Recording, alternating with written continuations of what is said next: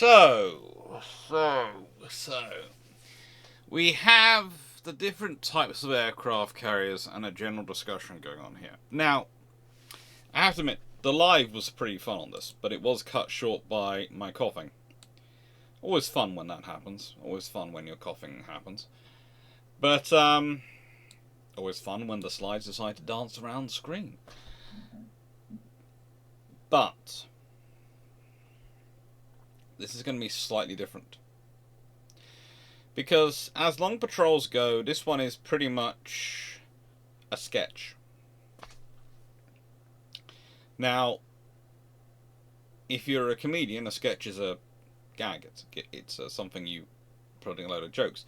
If you're an academic and you're talking about a sketch, or at least how I've been taught it when I'm teaching, a sketch lecture or a sketch presentation is when you are covering an overview. You are giving a whole range of terms and explanations. So, this is not a history of these things. It is really not.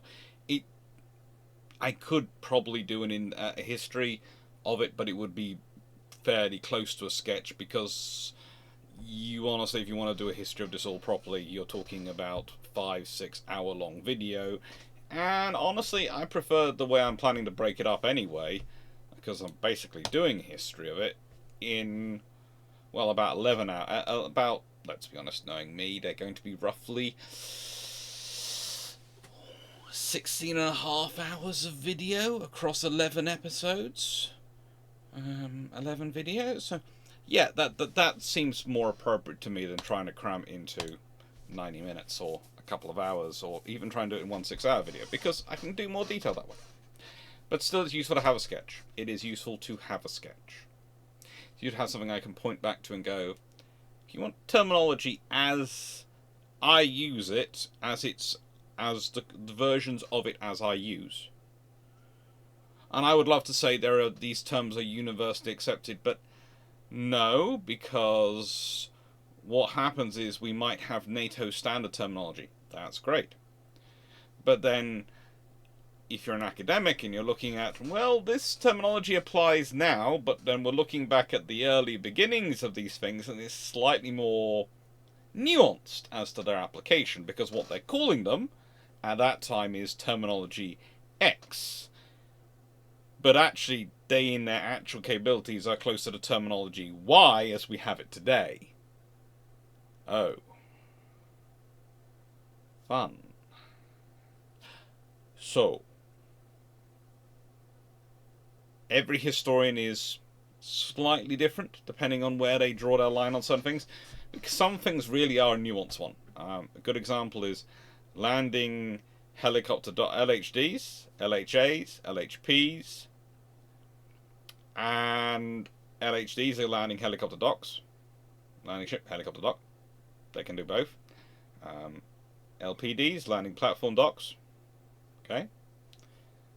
But then you have LHAs, landing helicopter assaults, also sometimes termed attacks. There's a debate as to what they can carry on them, whether they're more like an LHD, whether they are like an LHP but can carry fighters, and it depends on which nation you're in, which one it fits. And LPHs, of course, are landing platform helicopters. And that's just one group of ships. That's before we get on to the whole concept of fleet carriers. Because if you use the definition of fleet carriers as you would apply in World War II, where it's really sort of a tonnage breakup, and in terms of their construction style, versus light fleet carriers, if you then try and apply that today, you have a small problem. Most of the carriers around today, most ships, are heavier than some of the fleet carriers. Even the Babby carriers are heavier than some of the full-on fleet carriers, which are given that title in World War II. So you can't really use a tonnage differentiation then, can you?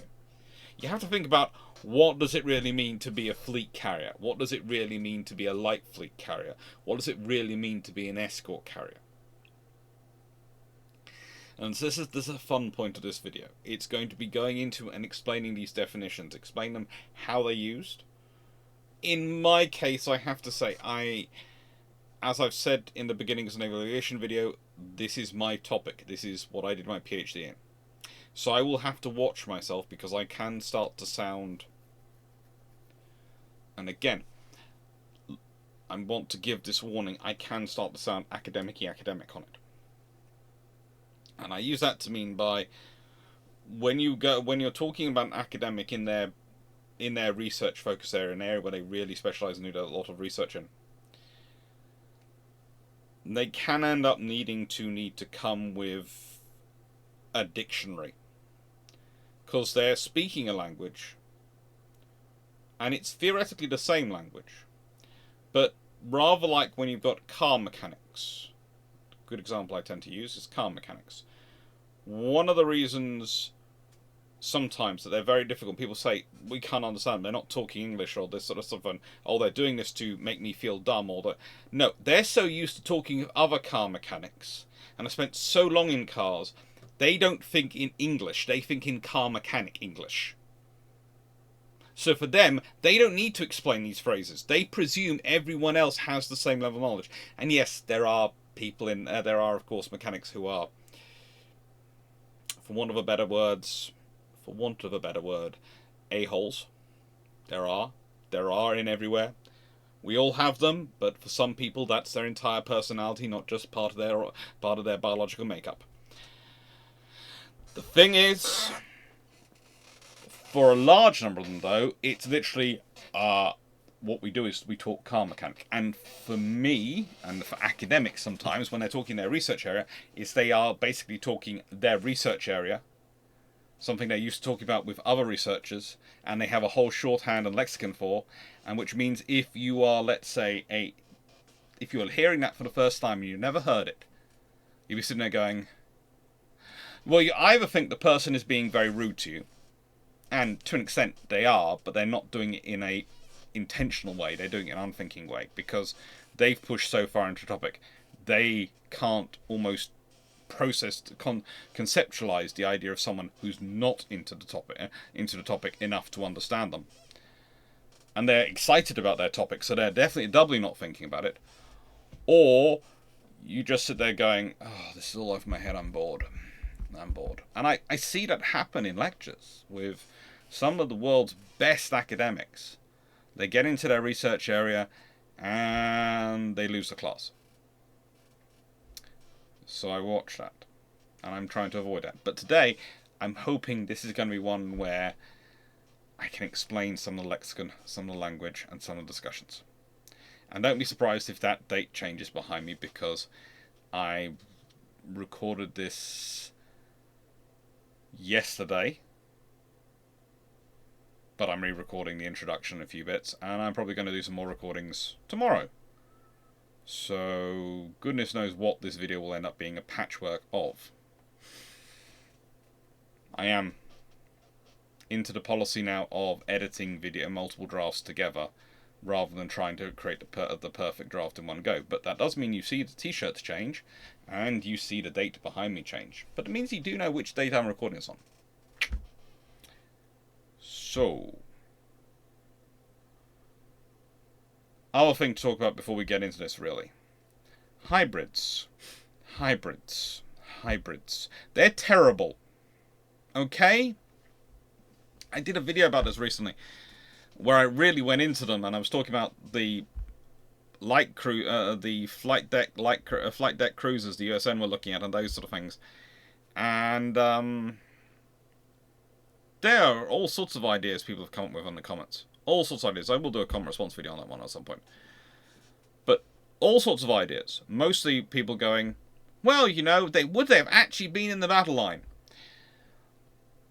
If you consider that the USN officers could not even conceptualize, some of them, when they were in wartime, the reality of threat of a submarine with torpedoes, and so proceeding in straight line without zigzagging. If you consider the fact that HMS Formidable ends up in a fighting line, and she's a full-on carrier with the Royal Navy, that's mainly because she doesn't fall out when she's supposed to, but you know, I mean. I do not think it a wise scenario to try and say anything along the lines of, oh, they wouldn't have had them in the firing line. I don't consider that a scenario you can rule it out. I also love the idea which comes through, which is, oh, they would all been upgraded to full-length carriers by the time war came around. Well, that's an interesting problem, because if you're upgrading a ship to full-length carrier, that's going to take up pretty significant yard space. And it's not going to be a quick operation, because if you think about it, if you're turning a ship from having guns fore and aft and then having a flight deck in between that to a full-length flight deck and hangar system, there's going to be weight, there's going to be changes in stability, there's going to be things you need to remove and things you need to add in. There's going to be all sorts of modifications you make. That's going to take time and space. And time and space is not free. If you're using up time and space, that means you're either not going to build something, and this was a problem for Britain. Britain has a constant thing it's weighing up. Does it upgrade ships in the run-up to World War II, or does it build new ships? And actually plumbs to build new ships, and then Churchill comes along with his Paul's carrier and capital ship construction, and the Royal Navy ends up getting egg on its face. One-size-fits-all World War I era response, because Britain hadn't built enough escorts and had to do an emergency program in World War I. They actually did an emergency counter minesweeper program and then turned that into the emergency escort program in World War I. That doesn't matter. The point is, Churchill comes in and goes, oh, they've got to, not taking any notice of the fact that people are telling him, we've already ordered all those escorts. We've already ordered the Hunt class, the Flower class, the Black Swans. What more do you want us to do? They're being built as quickly as they can be. In fact, none of the people you take off those big ships are going to be available to go onto the small ships because they're being built in different yards anytime soon. They're going to have to be retrained, reassigned, relocated, and it just causes more disruption than help. But leaving that all to one side, you have the same thing for the Americans. If they built the light fleet carrier, if they built the flight deck cruiser, and they're planning on converting that, that's going to take up space. That's going to cause some issues into their own construction programs. Because yes, they're building new yards, but not all the new yards are online or available until 1940s. So it's going to be existing yards, and what's available there, and what's being built there, and what won't be built there because you're doing the work with the cruisers.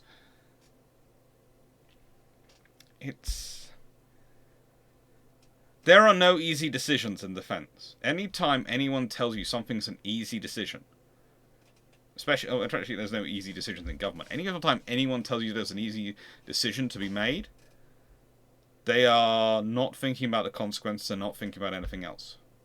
It's an easy answer. It never is. Aircraft carriers or seaplane carriers or hybrids or whatever you go with, they're not easy answers.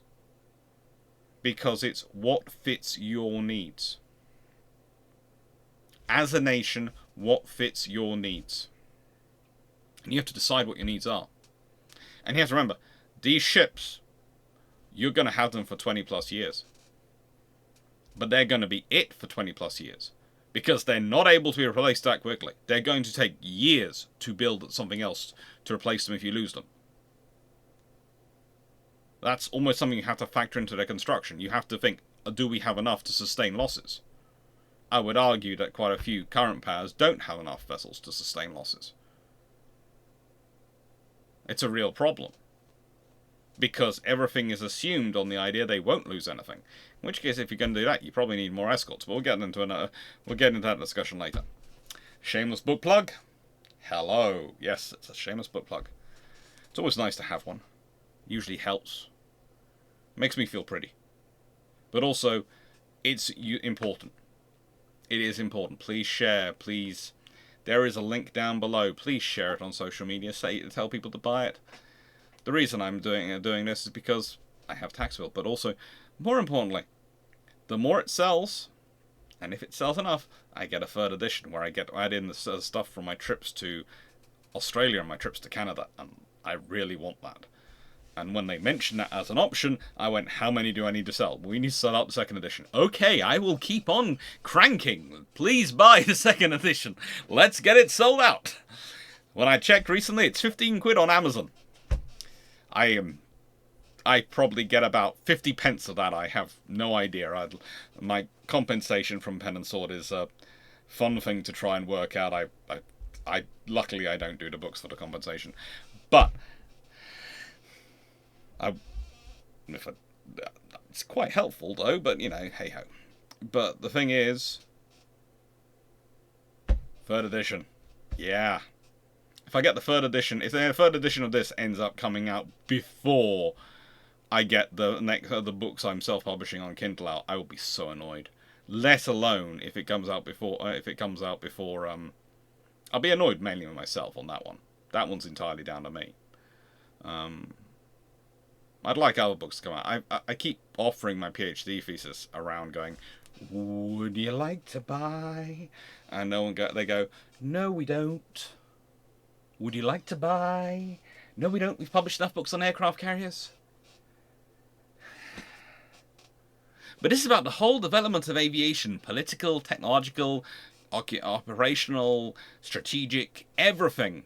But for Britain in the 1920s and 30s, and I can add in, because I have those chapters written up, America and Japan. I can give you 100, well, technically about a 200,000 word book. And they're going, no.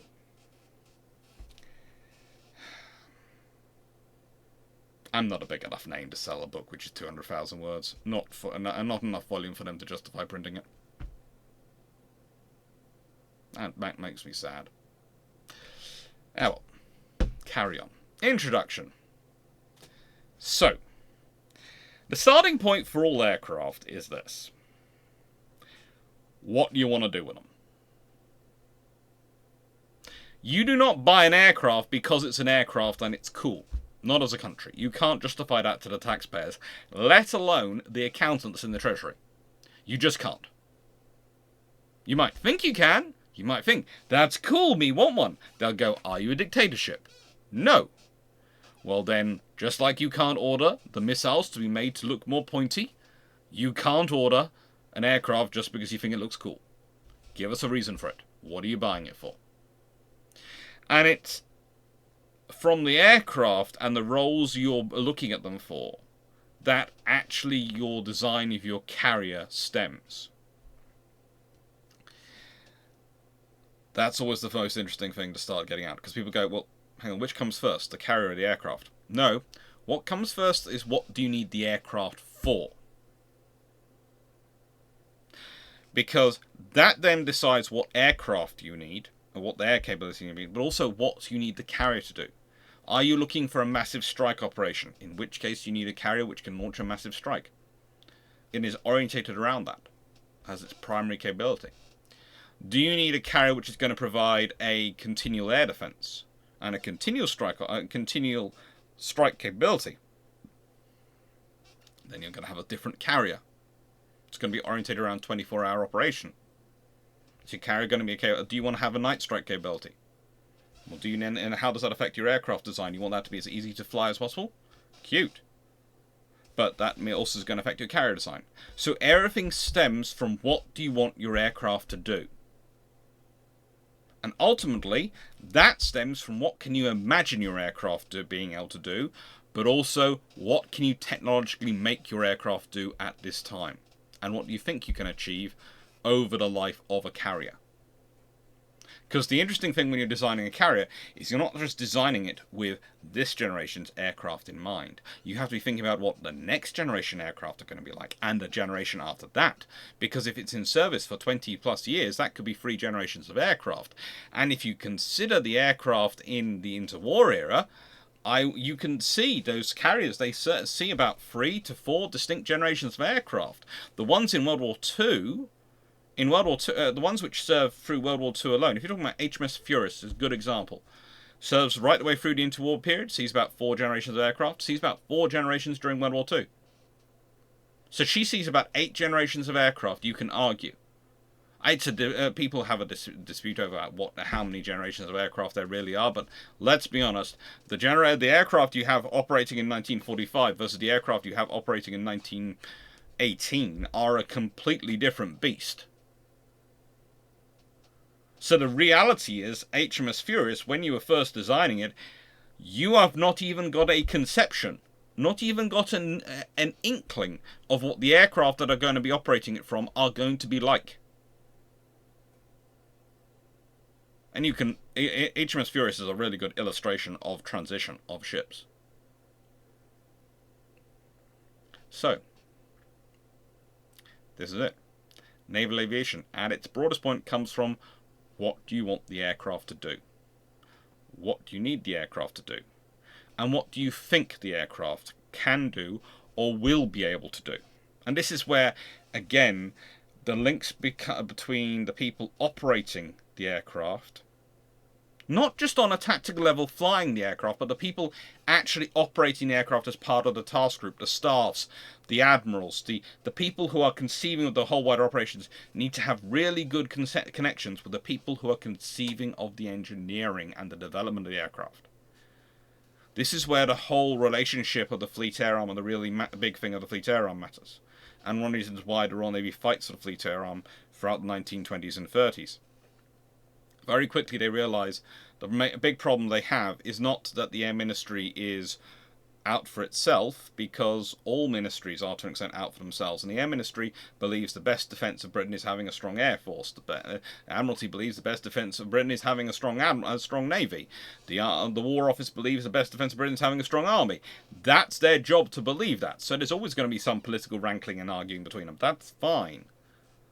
But a big problem for the Admiralty in working out their aircraft is that for any engineering discussions they want to have about the future of engineering in terms of aircraft potential, the question goes from eventually the Rear Admiral aircraft carriers, but at the time the various commanders of aviation and senior aviation officers prior to the Rear Admiral aircraft carriers being created in the 1920s, to the Admiralty, from the Admiralty to the Air Ministry, from the Air Ministry to the companies and engineers who are developing the future, and then it goes back the same route. Well, think about the number of connections going on there. That's a very, very distributed route. And it's once you have the Fleet Air Arm back under control, part upon the Admiralty, the thing is, the route goes from the engineers talking to aero engineering officers who are part of the Fleet Air Arm, who talk to their bosses, who tell the Admiralty what they need, and then the Admiralty go, this is what we need to get. It's a very much within service, one link route, people all speaking the same language, no translation going on, no room for Chinese whispers, and it works. The Americans are very lucky. They have Admiral Moffett, who really does push their aviation capabilities, and the Japanese have similar personalities, who I will get into more once we're doing the Japanese aviation. There is a reason why I've got coming up entire videos dedicated to basically chapters on my PhD thesis. We've got the British World War II carrier naval aviation doctrine, pre-war to war, the American World War II carrier naval aviation doctrine, pre-war to war, and we have the Japanese World War II carrier naval aviation doctrine, pre-war to war, and the French and other nations World War II carrier naval aviation doctrine, pre-war to war. There's a reason we have those coming up. So, introduction. Balloon carriers. One of the things I said in live was naval aviation has always been about information warfare. Information warfare these days, we very much see the sharp end of it. We're talking about the dissemination of information and how that is weaponized. But information has always been weaponized. It's just how you can weaponize it. I would argue that it's changed in volume and spread rather than capability. And this time, information warfare was about getting information from the enemy, what they were doing, reconnaissance. So you could tell people below what was going on so they could prepare and probably position their forces. Or they could fire appropriate bombardments. This is what balloon carriers are about. They're about giving the forces below the information they need to know what the enemy's up to. They are literally giving you the high ground. And reconnaissance, information gathering, is a critical part of the development of naval aviation. In fact, for many years, it's the defining component of naval aviation. We're talking right up into the early 1920s. Even mid-1920s is arguable. Because your information is information on a wide scale, reconnaissance, and it's on a tactical level, spotting. Spotting is when you spot the footer, when you're looking and you're watching where the shots are falling from your battleship guns, let's say, and you're reporting back whether they've missed or whether they've hit, and how to correct the shot. It's a way of making it far more accurate. And it's one of the interesting things which is often overlooked when people start trying to simulate the 1920s, and they're going, well, this is what happens if war breaks out in the 1920s between this power and that power. The amount of times I look and I go, you've completely ignored the reality that one of these powers has spotting aircraft, the other one doesn't. That's going to make a big difference. It's going to speed up the rate of the accuracy of their fire. Because instead of trying to spot the fuller shot from the ship, at this level, looking over there, dealing with the horizon, all the other things, you're spotting a fuller shot from over here. So you're pretty much looking down on the ship going, hello, you can't fire up at this altitude, but I can, with my binoculars, spot where all the shells are dropping around you and go, hello, yes, let's focus this up. That is an advantage. That is a massive advantage for long-range fire. It's a massive force enabler. And in an era where ships are still getting there in terms of, well, aircraft are still getting there in terms of their ability to sink ships. They have done it. World War I, they've sunk ships with torpedoes, all sorts of things have happened in World War I. But let's be honest, the most powerful, most accurate and scary weapon for an aircraft at this point, not even the torpedo, it's the spotting for a battleship. Because the torpedo may hit, it may not. But accurately spotting the battleship, so it will hit you guaranteed within two to three salvos, and it will be zeroed in and blasting away at the enemy ship. Well, that's going to change things. That's going to change things a lot. And this is the starting of it.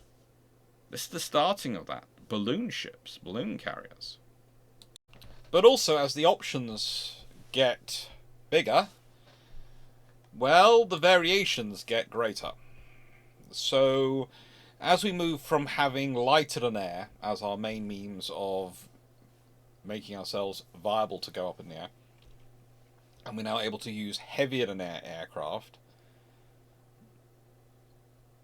initially, of course, fixed-wing aviation assets. These days we also have what's at one point were called fling-wing aviation assets, but now are called rotary-wing aviation assets, which does make a lot more sense. The short period where they were referred to as fling-wing aviation assets has got to be one of those periods in history where the amount of things being named weirdly is just amazing. There is such a belief we like to kid ourselves that things we call something these days is what it was always called. No. Not even the nicknames for things stay the same. Let alone the actual names. And some of them have changed. Now, again, you start to think of, right then, we've got to send this stuff to war. Right then, we need to have something which is a more mobile asset, because let's be honest, if it's at sea and it's actually manoeuvring, balloons are not that good. In fact, balloons are pretty darn annoying because they kind of reveal your position and don't really give you that wider information signal. So you start to look at what other assets can you get. And this is the point. People often look at, well, you know, of course they're pursuing aircraft. Why were they pursuing aircraft? US Navy, the Royal Navy, are not going to build these structures, go to all this expense for no reason. Having aircraft is not an end in and of itself. Having air power is not an end in of itself. Having sea power is not an end of in itself. The thing is, you have that to be able to do something with it. To be able to protect something, or to find out something, or to intervene in something. You do not have that for no reason. You don't. And it's one of those really fun debates you have with people, because quite often I will get people who are very enthusiastic who are completely missing the idea that you cannot, this aviation is not happening because they really like the idea of aviation, and aviation is cool and it'll be fun to go flying. No, they have an asset they're intended for. So that's what these things are being marketed against. And it's reconnaissance. It's information gathering. That's what they are for. And so when they're looking at aircraft and looking at operation aircraft, they're looking at the operation and viability of it as an information gathering tool. Is it the information, is the viability of it as an information gathering tool worthy or of enough value to justify the cost?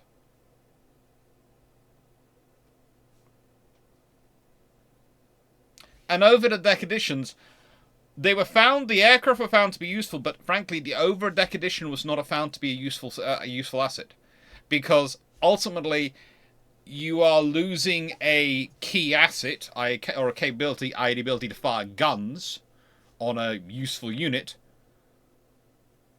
for an enabling asset which didn't always provide information and didn't always enable, and required considerable developments in wireless technology, radio, as well as aircraft to actually become viable. So over-the-deck editions were good for testing.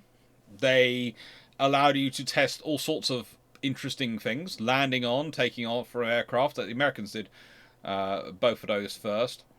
It was a really interesting competition for a while. But broadly speaking, these are not just things they have. And then the initial carriers you get are for, well, sort of seaplane carriers. Most of them are converted cruisers. Older cruisers, which are adapted. They lose guns. They lose boats. They have canvas hangars built on them. This is HMS Hermes. This was the first Hermes to involve in naval aviation with the Royal Navy. And, yeah. She shows in 1913 the value of aircraft and an exercise as reconnaissance assets, as fleet watch assets. This is one of the real jokes of history. The fact that if, for want of a few things going wrong, as I've discussed before, the Battle of Jutland should have had air support in terms of reconnaissance. And Jellicoe should have been getting information from aircraft. Because the weather was okay for it, the aircraft were actually launched, but the radios didn't connect. And that could change the entire course of Jutland.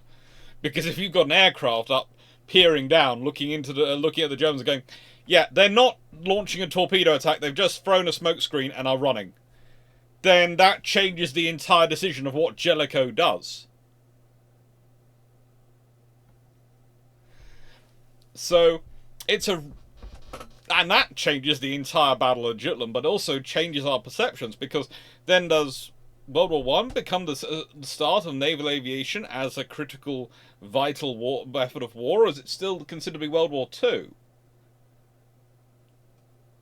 And Hermes is the start of this, as far as the Royal Navy is concerned.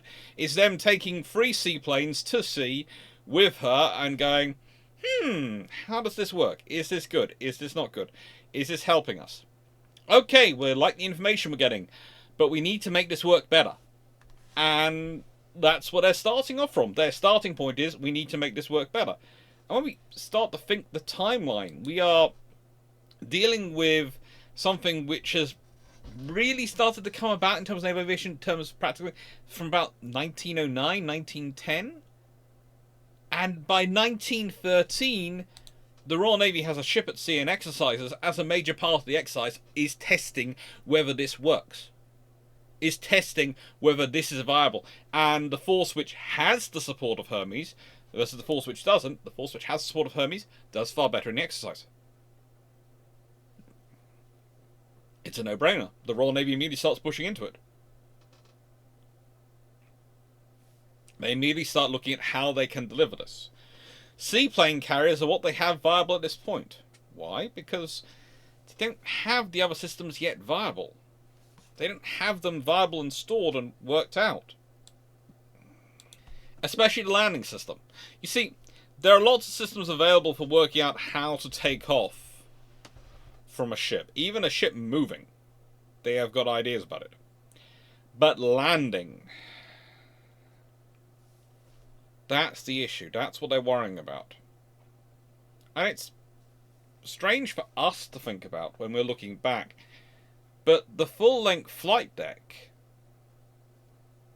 well, that is a process to develop and understand, because you have to adjust all sorts of concepts of how you control and build and design ships before you come up with the full-length flight deck. But seaplane carriers are the starting point, and this is Pegasus. Well, Ark Royal, then later Pegasus. This is the first purpose-built carrier. Not aircraft carrier, seaplane carrier, but the first purpose-built carrier. It represents the cutting edge of technology at its time. Big cranes, big space to store seaplanes, lots of space to maneuver them around. Yeah. Cutting edge. And seaplane carriers are great. They are being used right into World War II and through World War II, etc. They are very useful ships. They evolve from being assets which are moving with forces to being assets which are literally deployed to positions. You build a boom around them, maybe because you're in a bay, take a bay, and that is your base. That is your base setup. And that's helpful. That is really helpful, because it doesn't matter if you have any infrastructure there before this arrives. This is your infrastructure. It's there. You've got a base. It's there. It's got air defense guns. It's got what it needs to protect itself. You just need to supply it. And that means you don't have to build a jetty or warehouse ashore. You just have a supply ship mosey up to this and go, here are the supplies. And it goes, thank you. I will keep operating my aircraft.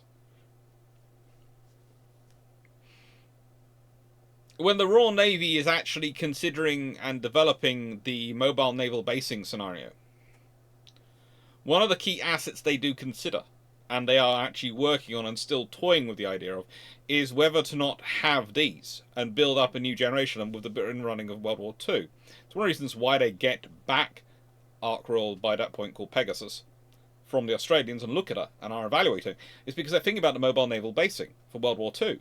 Because of the viability of these assets, if you can fit them out with radios and command centers, so they turn up, and they're basically like a tender for seaplanes as far as the Royal Navy treats them. So you put them there, and that's a seaplane base, and you can have them flying off, and you could have larger flying boats come in and land and be supported by her. The Americans do that with Langley. Langley is a flying boat supporting system. And really, it's about setting up these bases, these flexible bases, because you don't have to build a runway. You don't have to demolish trees. You don't have to do anything. You just literally find a suitable bay, take it over. Or a suitable island, take it over. Well, you don't even take it over. You just park next to it. You can do the same in the middle of the ocean, but honestly, it's rare you have actively calm enough seas to operate one in the middle of the ocean. And it's a very, very useful asset. Ultimately a very defensive asset, but a very useful asset. Because it can pack up and move. So you could need to be protecting these islands this week. You might move up the front line might move. Okay, right then. So I don't have to take another island that's big enough for a landing strip. I don't have to do anything like that. I just have to tell it to pack its stuff up, which is all aboard it anyway, so it just has to take in the boom and tell it to move. And it moves. Escort it while it's moving, because I'm not stupid. And then, once it's positioned, leave it a be.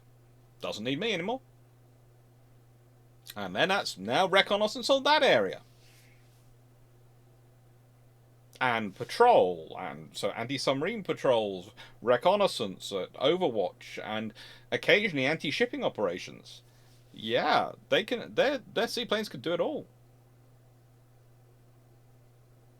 If you're the Japanese and you have float plane fighters, you could have had them there, so you could have air defense as well. That is what these ships are about by the time you get to World War Two, and they're not much different in World War One. They are literally mobile airfields which use their bays as the field. They're the hangars, control tower, workshops, barracks, all that is them.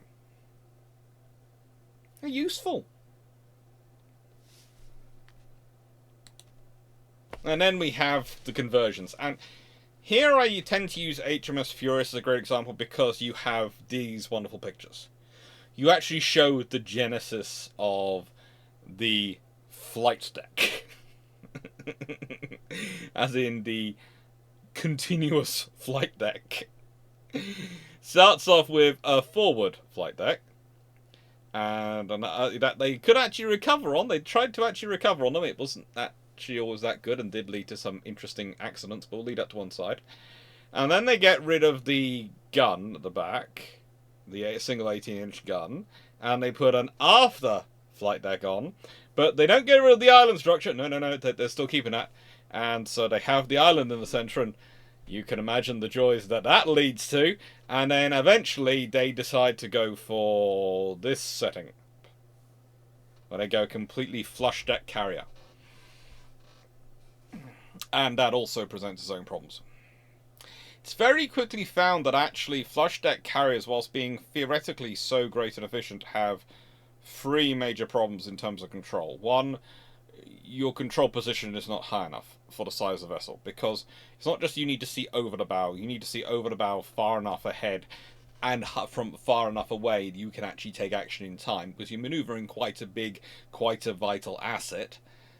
Believe it or not, a pop-up control position, not that much help.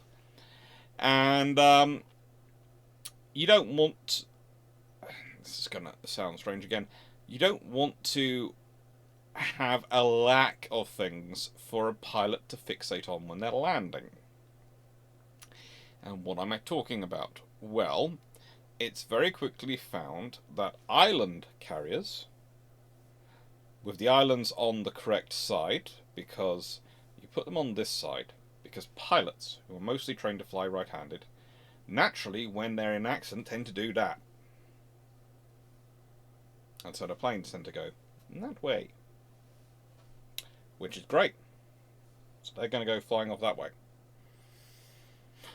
Alright, if you have them veering off this way, they did that, which is against the grain. They're not push it. They tend to push rather than do a weird motion. Then they'd hit the island. But if you have an island on this side, as you're landing, the island gives you height above deck. It gives you a checking point for as you're landing on the ship. And again, it's something which is so easy to forget. Today we have so many different aids, so many different systems giving them information. When carriers started, they didn't have any of that. You certainly didn't trust the altimeter on distances of less than 100 feet. It was this is a rough estimate of where we are in terms of altitude, not we are exactly at this altitude. Yeah. And this is carrier development. As they build Furious up from being a sort of air defense carrier to a strike carrier and air defense carrier to a anti-submarine as well, patrol carrier as well as strike carrier and air defense carrier, to being a full carrier. And it's a really interesting evolution into arguably what is possibly one of the world's first fleet carriers. And that's the phrase we're going to starting phrase we're getting here: a fleet carrier. What does a fleet carrier versus a light fleet carrier equal? Well, a fleet carrier is capable of doing all the missions a carrier can be required to do. So air defense, strike, and anti-submarine warfare. Everything fits within those brackets. Okay, could be land strike, land attack, air, sea attack, doesn't matter. Air defense, or its task group and its task force, yes. Anti-submarine warfare. Those are pretty much everything they're going to be required to do. You can add in reconnaissance and go, well, that's an important part, information gathering. True, but that's also part of strike, because and part of anti-air defense and part of anti-submarine warfare. It's finding your target before you hit it. So it's kind of inferred as part of the other three, but yeah, you can have it a separate one. So a fleet carrier will be able to do everything. A light fleet carrier is usually going to be able to do everything at a lesser extent, or it's going to be able to be orientated. So it'll be a strike primary asset with limited capabilities in the other areas, or it'll be a air defense primary asset with limited abilities in other areas. Its air group is going to have to be tailored. It's going to be able to take slightly less aircraft, have slightly less workshops, not be able to support them for slightly as long, and all these things accumulate up into an asset which is probably a lot quicker to build and lighter to crew and sort of less capable in some regards, but it can be made as capable for a specific mission set as you require. So if you want it to support a fleet carrier in strike, it can be orientated towards strike, and they would be just as viable in strike. It's just the full fleet carrier, while it's carrying out the strikes, will also be as viable in air defense and anti-submarine warfare, whereas the light fleet carrier will be on the bare minimums of those. And it's also how quickly they can evolve their air groups. All sorts of things filter into the differential between a full-size fleet carrier and a light fleet carrier. And this is the period where it starts to emerge. It's one of the, again, really interesting things to me, that if the Washington Treaty had been 3 or 4 years later, even 2 years later, but 3 or 4 years later, I wouldn't be surprised if you'd seen a categorization of light carrier versus fleet carrier, because they tried to stick those. There was some attempts. I don't want to overstate it or overegg it, because there'll be someone coming back and goes, well, this didn't make it to a primary floor debate, so it's not a massive thing. But there were certainly attempts from both the Japanese and the British to try and have a separate category of light fleet carrier. The British were basing theirs around Hermes here, which was their first purpose-built carrier. The first carrier that was built from the scratch up. 11,020 tons in standard. So sadly, 1,020 tons over the limit from which it had to be included in the carrier tonnage. If it had been below 10,000 tons or below, it would have been great. Honestly, if they'd been building it slightly later, they could probably have built it for 10,000 tons or below, because of the way boilers improve in their flexibility, the way all sorts of systems improve in their capabilities. But as it is, it was a very useful, very capable asset, which allowed a lot of development of aviation.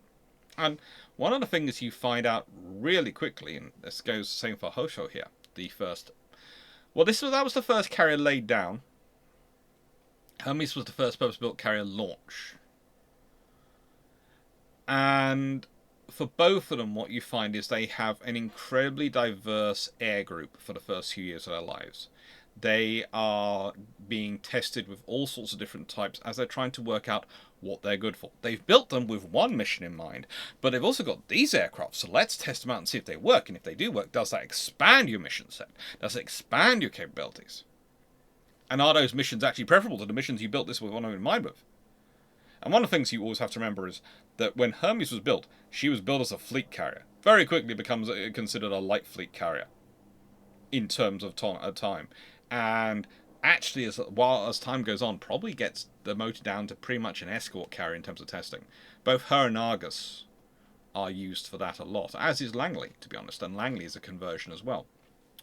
The first American carrier, for those who are not quite sure what I'm talking about. And yes, I'm sure there is no link between the fact that the CIA headquarters are in Langley and the fact that the first American aircraft carrier was called the USS Langley. And that both those tools of US power are primarily concerned with information gathering. I believe there is absolutely no connection. I would love to find out if there was a connection, but I believe there is absolutely no connection. It's just the way the world rolls. But hey, these things happen.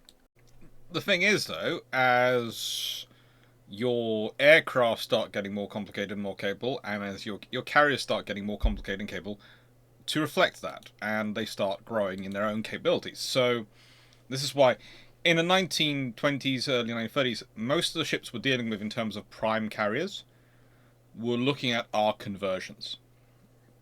Hosho here is the only vessel here which is not a conversion. Courageous, Glorious, Furious, they all come from Jackie Fisher's large light cruisers project. Please, no one call them battle cruisers, because they are not battle cruisers. They are just, they're Jackie Fisher being Jackie Fisher. Pardon me. Only way I can put it. Then we have Saratoga and Lexington, which are... The fact this comparison up really shows you the difference between something built really on a battlecruiser hull versus something built on something which was not a battlecruiser hull. Saratoga and Lexington are really cool, massive ships. But for the US, they also present a bit of a problem. They are such cool, such massive ships that everything can go on them. And they know they can't replicate that within the treaties. They have these gorgeous assets, these absolutely wonderful assets.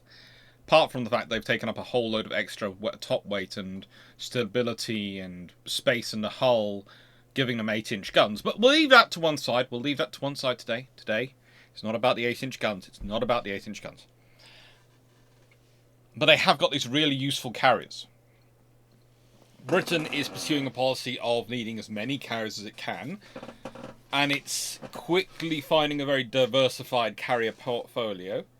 That's how we're going to put it.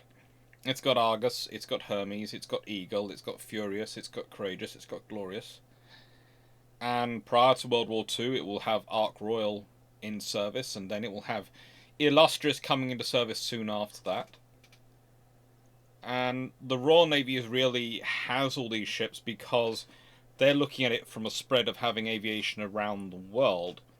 But one of the things the Royal Navy then gives you, far more than the other navies do in a way, because most of them are backloading the construction of their carriers in the 30s rather than building them later on, is you can actually chart the development and the changes in aviation and the capabilities of aircraft by how the Royal Navy is building its carriers. What it's building them for, what it's building to do.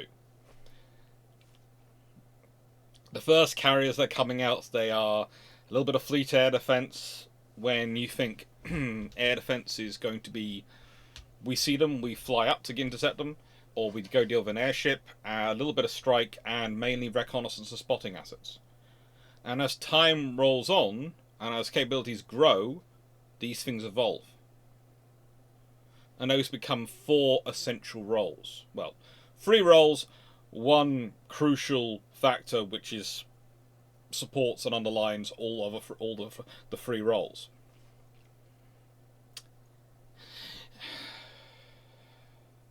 There is also a difference in how you approach it, and especially on the strike mission becomes the very big difference in how you approach it. Both the Americans and the Japanese, looking at the Pacific, looking at the wide open spaces, likelihood of confrontation in certain areas, and realizing that their battles are going to largely be decided by, in those scenarios, by who hits who first. They heavily orientate their carriers around an alpha strike profile. That is a big punch profile. And that in many ways is forced in by treaties. That is forced on them by treaties. Because let's be honest, if you were the Royal Navy, you'd also go with the Alpha Strike profile if you could, and if you were the US Navy and the Japanese Navy, you do what the Royal Navy did, which was the Royal Navy orientated their carrier around constant operation, around a constant reconnaissance profile, a constant fleet anti-submarine warfare screen, around a constant air defense profile. That's the Royal Navy carriers are very much built around this constant operation, keeping this operation going, preferably 24 hours a day. Remember, the Royal Navy is the one of the navies, the Navy which is most obsessed with night operations. It's the only one which has night flying, night strike capability in World War II the whole way through, and for its whole force. The Americans are building up towards that at the end of the war, but they hadn't had the funds for it. This is one of the other interesting things. People sometimes go, well, you know, the Americans were interested in it. They were.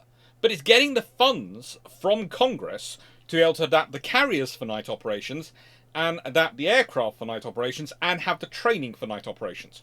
You can have the interest, you can have the drive, you can have the people who theoretically have the skills. You still can't do it because you can't get the funds out of the politicians for it.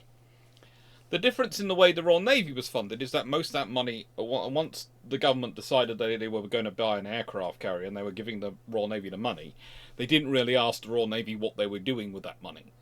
They just expected the carrier to come into service and ignored the minutiae, which meant Third Sea Lords could run amok in adding whatever they wanted in to make it work. And they did. Black House, even before Henderson as Third Sea Lord, both of them had a whale of a time doing adding all sorts of things in onto the carriers. The Japanese, honestly, they have limited infrastructure. It's not that they can't do these things. Again, when you say this, people sometimes they accuse you of being a pro-empirist or all these things, but no, it's not that. Britain has far broader infrastructure and industry than Japan does in this period. It's technologically got a far broader base to draw from, and so it can do a wider range of development. The Japanese have a smaller pool of research infrastructure, a smaller pool that they can draw from. So whilst they can do the same quality, they can't do it at the same quality across as broad a range as the Americans or the British can. The British also have an advantage in that they can, to an extent, foster research in Canada, in Australia, in other parts of the empire. When it fits, they can broaden it out. And there's the fact also that thanks to sharing a language between Britain and America, sharing English, it's a brilliant, brilliant gift, it enables a lot of information to go across. And as I've talked about in other videos, there was also a dialogue going on with the French at the engineering level.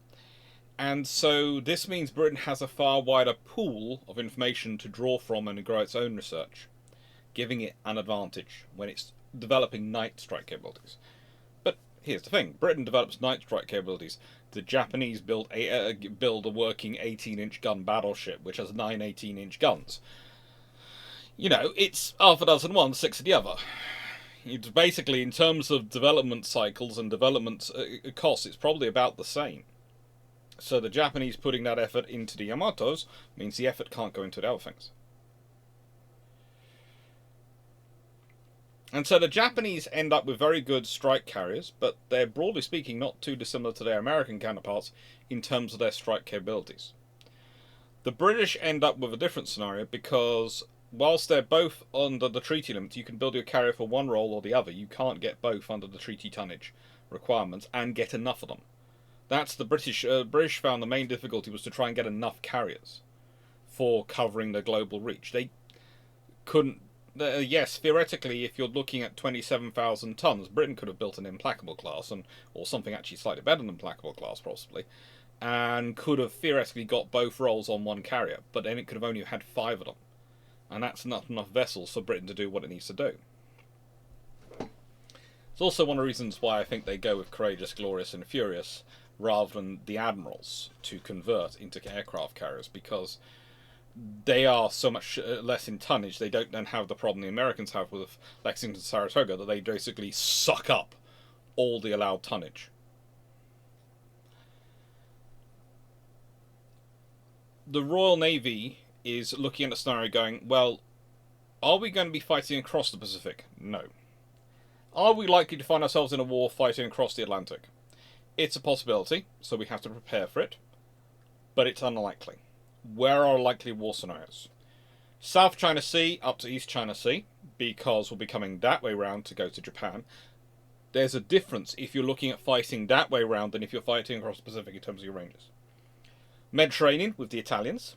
that's an ongoing thing, because Mussolini, remember, gets there first. He's in power a lot longer, a lot louder, and a lot more annoying in so many ways, and he has a far better military for most of the period than the Germans do. And then later on, towards the in 1930s, the Germans start to resurge, and it's a case of, oh great, then now we have them. But actually, prior to that, the more worrying problem were the Russians. And again, it was the Soviet Union at the time, descending on India, or maybe causing issues up in the north. And that again, or the Baltic, and that again causes the British to think, well, hang on, what are we going to do in this scenario? And their first rule is, we're not taking aircraft carriers into the Baltic. We don't think that's a good idea for them. We don't think the Baltic is a sensible place. Seaplane carriers, Baltic, great idea. Aircraft carriers, not really a good idea. But, so this means they have to think about the Mediterranean and the Far East in terms of their operations. Add in that night operations, and you start to realise very quickly why the British go down the multi-carrier route. Because, A, it allows them to join operations between carriers, so they can launch the equivalent of an alpha strike by launching from multiple carriers at the same time.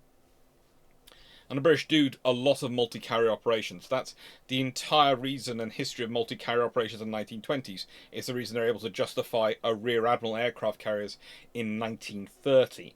And, of course, that rear admiral aircraft carriers, Admiral Henderson, goes on to be the first... it's not only the first rear admiral aircraft carriers, goes on to head the case to get back back control of the Fleet Air Arm for the Royal Navy in the remainder of the 1930s, but also becomes Third Sea Lord from 1933 to 1939 when he dies, and in those 6 years basically builds the Royal Navy that fights the Second World War. So, that's the reality of what you've got going on. The Royal Navy are pushing for multi-carrier operations and doing that because they realise, due to the size requirements, we can't match up ship for an alpha strike versus our American or Japanese counterparts. So how do we come to about this? Well, A, we have to be able to combine carriers and work them together to launch a multi-carrier strike. And B, we're already orientated around night operations. Neither of them are. And that's actually something which is quite easy for the British to work out, because there are certain visible things you have to see that have to be working and viable for night operations to take place in terms of lighting and fit of the carrier. So it's very easy for naval attaches to work out whether the Americans and Japanese are truly pursuing viable night operation capabilities. And so that goes into the estimations. So then we have a super carrier versus fleet carrier. I've already explained light fleet carrier is basically something which is built basically on in a truncated way. It can do a fleet carrier role if you for a specific mission. This is one of the reasons why we call HMS Queen Elizabeth occasionally gets called a strike carrier. The current Queen Elizabeth class carriers get called strike carriers instead of fleet carriers. And because there is an argument that they are not a full fleet carrier. And the reason they're not a full fleet carrier is not because they're Vistol. Honestly, Vistol, you can still get capabilities, you still have the airborne early warning, you still have F-35Bs, that's perfectly fine. That's a strike package and air defense package. And your anti-submarine helicopters, they're your anti-submarine warfare package. That's a full fleet carrier. It is a fleet carrier in full capabilities. It's not got that many of them. Especially when you consider how many it stores in its hangar versus how many it would have to store on its deck to have its full air group strength. It is viable, and I would say it is still a fleet carrier. But there is a reason why some people tend to refer it to it as strike carrier, because they are basically saying it's a light fleet carrier rather than a full fleet carrier. And they're trying to make that point. And they think they're being clever by calling it a strike carrier. And occasionally I'll use the phrase a strike carrier because of how the air group's loaded out. Because there is a theoretical air group they keep going around where it loads up with 36 F-35Bs and just a couple of airborne early warning AEW helicopters. And I sit there and go, well, then that's definitely a strike carrier in its form, isn't it? But there's the difference between a super carrier and a fleet carrier. Okay. So a super carrier is not just able of doing all those missions, and doing all those missions pretty much simultaneously, i.e. able to operate them simultaneously, but also it's got enough aircraft it can challenge many nations' air forces. We often joke that the Americans have the first and second, and sometimes people say also the sixth most powerful air forces in the world. Now, there is a good argument to make on that case, but the fact is, most of their aircraft carriers, if fully loaded, especially the ones since the Forrestal class, fully loaded, there are many air forces in this world on Earth which do not have as much firepower, as much capability as that carrier carries. They can rocket in the ROCK space IT meaning of it. And so that's why we call them super carriers. Because they are a fleet carrier, but they're everything a fleet carrier is, but more. And it's kind of like the relationship between a fleet carrier and a light fleet carrier. In that, from a certain angle, you look at a light fleet carrier, you'll go, that's a fleet carrier. But then if you're on a fleet carrier and you're looking at a light fleet carrier, you'll know that's a light fleet carrier. And if you're on a super carrier, if you're on a fleet carrier and looking at a super carrier, you could go, oh, that's just a bigger fleet carrier. When you're on a super carrier, you know you're on a super carrier. You know the difference. You know the operational scale, that the scope and scale that this thing can deliver is just that much bigger. And there is a reason the modern ones are roughly 100,000 tons. Again, this is something you have to consider when we're talking about aircraft tonnages, because an aircraft carrier tonnages as a differentiation. Aircraft have grown that much heavier, that much bigger than they used to be. We used to be talking about tons as in 1 ton, 2 ton aircraft.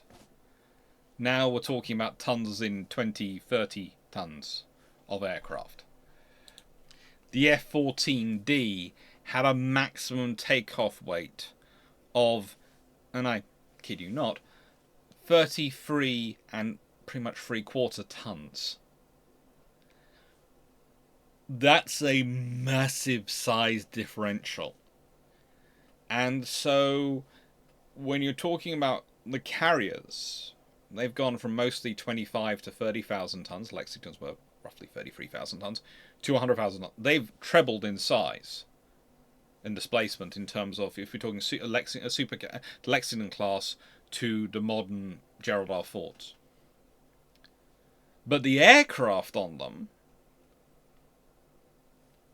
they've gone up 20 times the size. Some of them 10 times. They're 15 to 20 times the size in their, in their operation capacity than the generations that first flew aboard Lexington and Saratoga. This is why air group size has comparatively shrunk. There's also the fact that we no longer have the habit of storing aircraft up in the rafters of the hangar and in box forms, and we therefore there has been a lot of harmonizing. But there used to be a phrase called aircraft carried versus air group. Okay, and sometimes you still see it in some books, aircraft carried. And people sometimes confuse that with air group. The air group is what is flyable and serviceable of the aircraft. The aircraft carried includes those currently undergoing maintenance, those in box form if you're British, those in stored up in and pieces in the rafters if you're American. The Japanese had them stored all over the places, and so this is another reason which causes great fun when we're evaluating air group strength in the 1920s and 30s, because how many are listed as aircraft carried rather than air groups. It's another reason why you can't really use that to define your light fleet carrier, super carrier, because then you you're sort of going, well, this is massive, this air group, so that must have been a super carrier. Yeah, but how many of them were viable? Oh. And of course, the British then get out of it, but because they built HMS Unicorn, which is a forward aviation support ship, not an aircraft carrier, honestly, although it is then the template for the light fleet carriers, but it wasn't an aircraft carrier. And that is basically where they store all the spare aircraft, or planning to store all their spare aircraft for the Illustrious class. It makes sense. It makes sense. Then we have the other strain of aviation assets today and carrier aviation assets today. We have the landing platform helicopters, landing platform helicopter docks, and Vistal carriers, the small baby ones. Again, often this is brought up as an example of escort carriers or light fleet carriers, depending on what people are talking about. They're really not. They are a form of carrier, they are a form of aviation asset. But they're a very specific form of aviation asset, which has come out of more of the development of rotary aviation assets. I'm not going to use fling wing, I'm going to say rotary. As you develop those capabilities, and those capabilities become implicitly involved, immutably involved in amphibious operations, you've needed specialist assets to really fundamentally employ them. And this is a good picture, because this picture really shows the difference between what is amphibious assets and what is an actual aircraft carrier. They're all Vistal vessels, they're all Vistal and rotary vessels, but you very quickly, looking at the lines of the aircraft carrier in that picture, you know that's an aircraft carrier, and very quickly you realise the other two are amphibious ships. And there is nothing wrong with any of that, because they all look gorgeous. And the thing is, these are, to an extent, easier to define. Although, as I started off at the beginning and said, you have LHAs, you have LHDs, you have all these the definitions and abbreviations. Realistically, when you talk about the Trieste here, which is a good example of a modern LHD coming through, that can take some F-35Bs, a few, not many, it's a limited amount, that provide the strike attack role and support, and to an extent some air defense role. It takes helicopters for troop transport movement, and perhaps even airborne early warning should they wish to go down that route, or anti-submarine warfare, certainly a potential operational there, because whilst you would love to be able to delegate that mission entirely to your escorts, there's always a trouble of, do your escorts have enough hangar spaces for the reality of the mission you're going to do? And then you have, of course, a whole load of landing craft. HMS Ocean, well, she carried very small LCVP landing craft, which were people. She had 4 of them. They were the smallest type of landing craft the Royal Navy had. They couldn't take tanks or heavy vehicles, but light vehicles and infantry they could. And 4 hovercraft, small infantry hovercraft, she had as well. But mainly she's a helicopter carrier.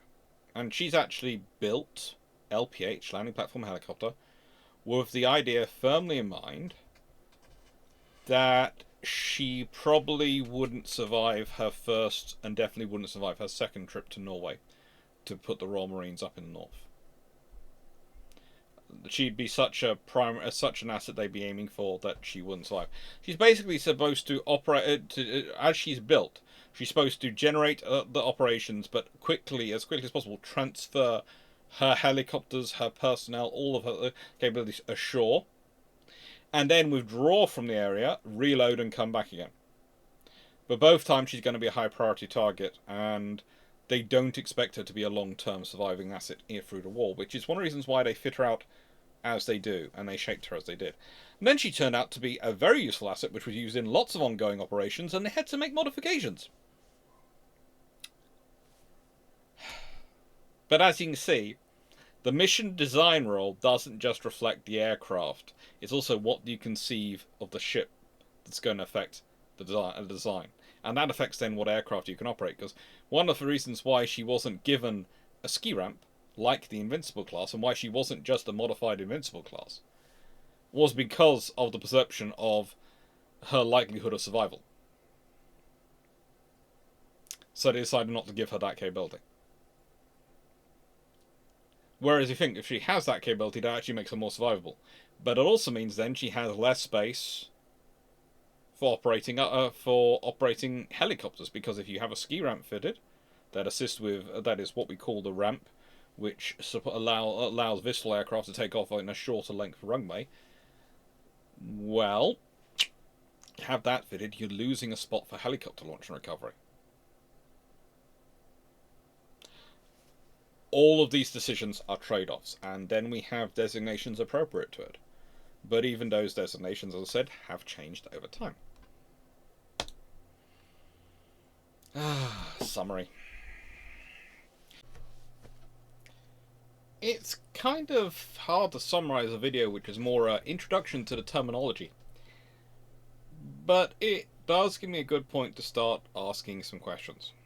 And to make it to, I would say, give you some food for thought, or what I hope is mental food for thought to think about. And that's what this whole video has really been about. Aircraft carriers and aviation ships in general are about as flexible as the aircraft that can fly off them. In fact, arguably they're the most flexible assets you can build as in terms of warship, because you want to change their armament, you change their air group. Yes, it's not necessarily as easy as that. You have to, for some aircraft, you will actually have to physically change some of the store holders and positions for it. But if you design a flexible enough ship in the first place, you have functioned. In fact, you have built in that functionality for that adaptation in the future, if you've been sensible. Not all people are always sensible. In fact, governments are rarely sensible. But we'll leave that to one side. Most of these ships, most of these designs you're talking about, have a level of adaptability built into them as a core function.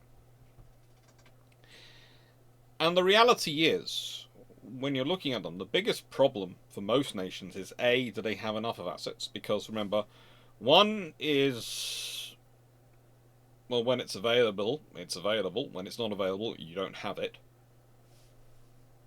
Two is an availability, usually one's available, not always though. There are going to be accidents, there are going to be maintenance issues, there are going to be things that happen. You are not going to always have one of them available. It's the odds, but the odds are also that when the world goes wrong, you won't actually have one available. 3 is a capability, because you have something available. You will have something available. 4 is a guaranteed at-sea patrol. That's why if you start to look at strategic deterrence, etc., those sort of things, and they're talking about submarines for those, the minimum group they'll go down to is 4, because it's continuous at-sea deterrence. You can do that with 4 boats. You can't do that with 3. There is going to be a gap occasionally. You definitely can't do that with 2. There is no chance.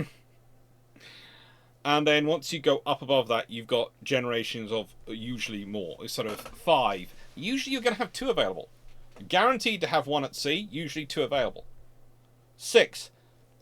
Gonna guaranteed to have 2 available, usually 1 at sea, and also usually there's a third one which is probably able to be got available quite quickly. So the more you go up, the more that builds up. And also, the less likely you are to have problems of having, well, if you have an overrun of maintenance on one, that's then going to ripple through your whole force. Because the larger the pool of ships you have, the more flexibility you have built into that force. The more you have other coverage built into that force. The individual vessels themselves can be built adaptable. For Britain's case, the carriers, the Queen Elizabeth class, they're also good at doing the amphibious operations and supporting acting as a sort of landing platform helicopter. Although, let's be honest, if you really want to take 65,000 tons that close to act as a helicopter carrier to enemy shores, there's got to be a good reason for it. And you hope you're packing F-35s and airborne early warning helicopters, in her case, along as well, because you're going to need to do something to provide some protection there. But all of them are built as the centre task groups. And that's the other thing you have to realise when you're talking about aircraft carriers. You're never just deploying an aircraft carrier. It's one of the joys I see in some of the stats discussions we get these days. US aircraft carrier versus, I don't know, Chinese aircraft carrier. Which one's better? And they go up to various things. And you sit there and go, well, actually, no, it's the aggregate of the battle groups. And then the battle groups are aggregated into task forces. And it's the whole wider force, and it's Do they fulfill their roles within the task force? What are they doing? How do they do there? Because if they do their role well within task force, it doesn't matter which one's better on paper. It matters which one's better in its role in task force as a wider force. Another good example of where this goes wrong is Britain. And I know I like to use Britain, but Britain is a good example of where things go right and wrong, especially in the 1920s and 30s when this is starting off. Because that's while Britain's still... I know treaty-wise they're supposed to be equal, but thanks to the US Congress, they are still the largest navy in the world. It's thanks to the US Congress. It's not thanks to the British government or thanks to anything else. It's thanks to the US Congress. So, again... apparently when I say this, I'm saying Britain's amazing and great. I'm not. The only under the treaty system, the only reason Britain outmasses the Royal Navy outmasses the US Navy is thanks to the US Congress. There is no other factor involved. Anyway, so thanks to the US Congress, they are the largest, and they have all this multitude of carriers, and they're developing them all. So it's a useful benchmark to go and look at and talk about. Now, the reality is, Britain is preparing itself for World War II. They have a whole plan, a whole idea to work within the treaty system and to work without the treaty system of how to develop their carriers. They have got a strike carrier, the Ark Royal, in service. They're building fleet carriers. They have got their aviation support, forward aviation support ship and sort of model in built, and they've got plans for escort carriers, or cruiser carriers as they were at the time calling them. Which were, unlike the American flight deck cruisers, were literally, they were full flight deck carriers. They flirt with various names for their baby carriers. Okay, they eventually come with an escort carrier and go with that role, but they did flirt at times with the idea of a cruiser carrier. And Britain is building on this plan, and then the government stops. Churchill becomes First Lord of the Admiralty, and Churchill remembers from World War I when the Royal Navy hadn't been building enough escorts and goes, pause capital ship and carrier construction, build escorts! And it takes months for the Royal Navy to persuade him, we were already building escorts, this is just causing us more trouble, we don't have enough carriers, we don't have enough capital ships. And it mucks up the entire fleet profile, and it causes so many problems. In 41, 42, the amount of issues in even 40 to an extent, you can put down to, in that war, to the fact that Britain is not, the carriers and the capital ships which were supposed to be completed and supposed to be under construction weren't being worked on and weren't being done, and the things it mucks up in other scenarios. Yeah, it's just, you can put it all down to it. But if you look at those ships, they're building some quite different carriers. They're quite differently orientated carriers. And quite differently designed vessels. Because of the roles they're thinking about them. You've got Ark Royal, I said, the strike carrier. Especially on the treaty system where you haven't got a tonnage, you can do both. And the Illustrious class are the fleet carriers, supposed to be operating closer to the fleet, and so they're protected as such. All these things are part of their construction, part of their makeup. And they're built into them. And today, we have a whole range of missions which nations are considering for their carriers, and considering what they're being built for. One of the most silly things I often see is people putting up the Russian Stobar carriers against the American supercarriers and trying to analyze them mission for mission when they're built for very different mission profiles. And therefore there isn't really much of an overlap. Just because they're aircraft carriers doesn't mean they're the same thing. It's kind of like, I don't know, a Ford Mustang GT versus a Mini Cooper. They're both cars. Yeah. Do you want to do a comparison between the two of them? Not really, because if you're looking to buy a Mini Cooper, the odds are a Mustang really doesn't fit your criteria. And if you're looking to buy a Mustang, the odds are the Mini Cooper doesn't fit your criteria. It's the same with aircraft carriers.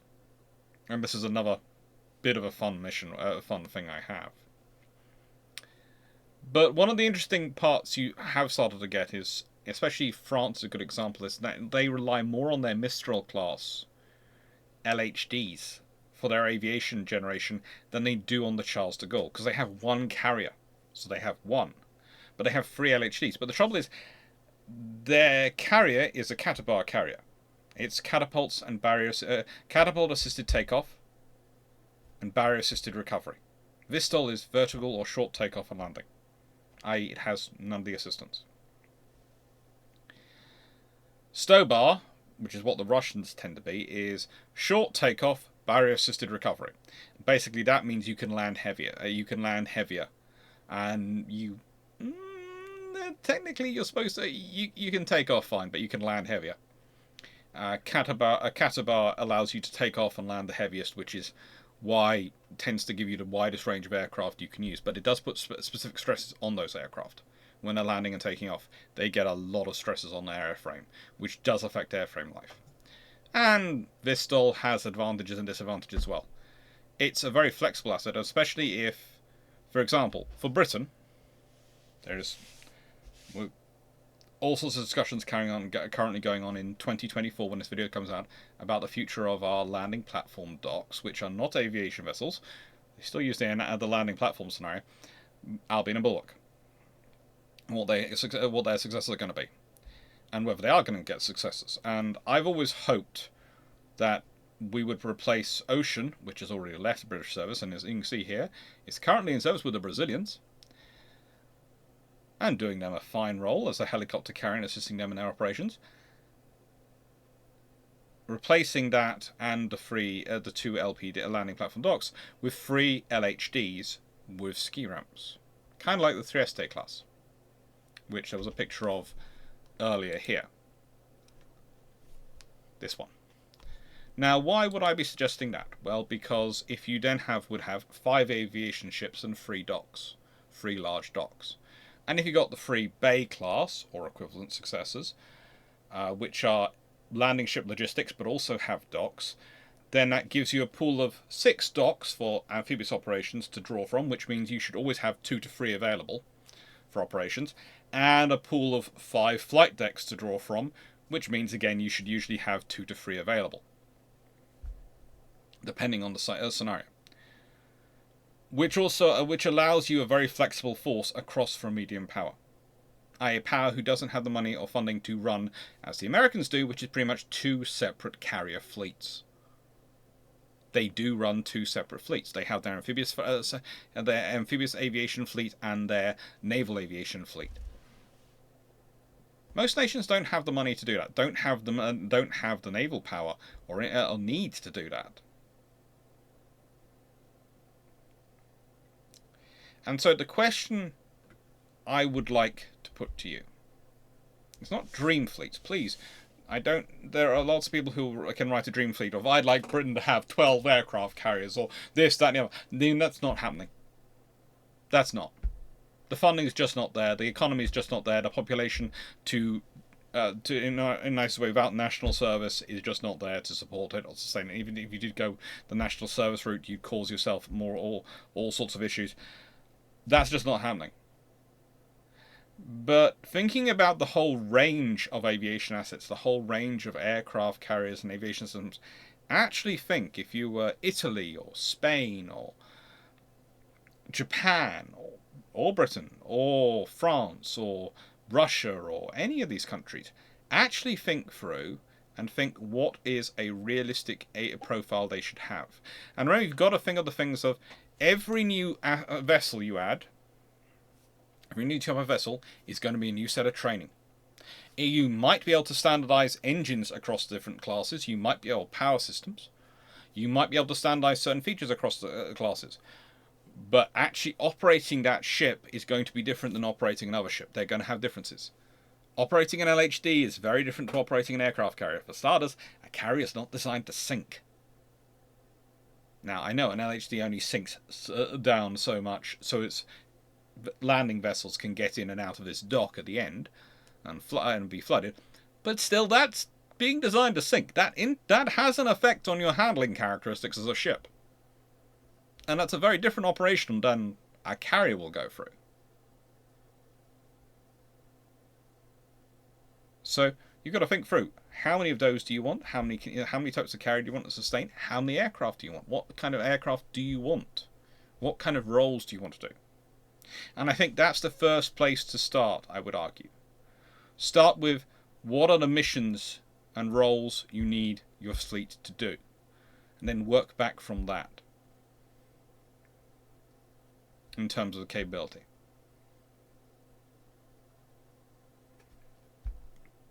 Hope you find it interesting. Hope you found today's video useful, and thank you very much for watching. This is probably going to be quite a long one.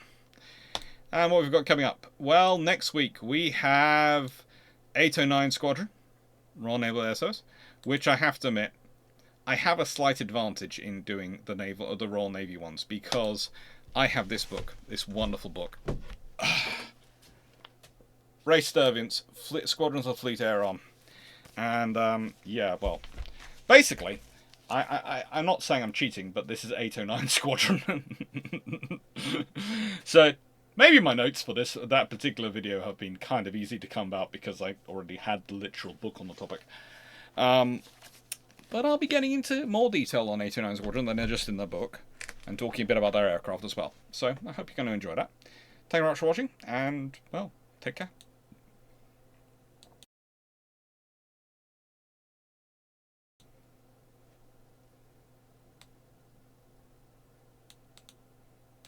Oh yes, and while I remember, please do, if you like, share the video, link, subscribe, all those sort of things. I keep being told by YouTube I'm supposed to do that more. That's their #1 thing they keep coming back to in analytics. Grow your channel. Tell people to link, share and subscribe. There's a button somewhere down there, I believe, that allows you to do that. Oh, Ranger buttons, I believe, down there, which allow you to do it. Thank you. It'd be nice to grow. Currently, my theoretical official target is 15,000 subscribers, so hopefully by next Christmas, so that my aunt and mum can finally drop their bet, but leave that to one side. I personally would like to get to around about 30,000 subscribers. I have a reason for that, but I will explain it. Well, actually, no, I'll explain it now. I'd like to get it to the point at which I had enough subscribers that I have more subscribers than the Royal Navy currently has sailors in it, so I can wind up some of my friends who are senior officers in the Royal Navy by saying I have more subscribers than they have sailors. I know it's petty, I know it's childish, but it'd be fun.